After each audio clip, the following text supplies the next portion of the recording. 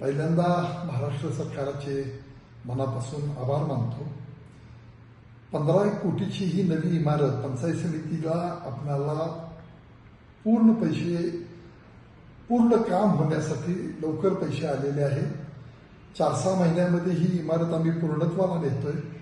जनतेच्या तालुक्यातल्या जनतेच्या साठी हे एक चांगली पंचायत समितीची इमारत उभा राहते आणि यासाठी काल पुन्हा 75 लाख रुपये आलेले आहेत आणि या कामामध्ये अतिशय चांगलं काम या कॉन्ट्रॅक्टरांच्याकडून सुरू आहे. 4-6 महिन्यामध्ये ही इमारत जनतेच्या सेवेसाठी, जनतेला तिथं त्याचा उपयोग होण्यासाठी ही इमारत लवकरच पूर्णत्वाला जाते.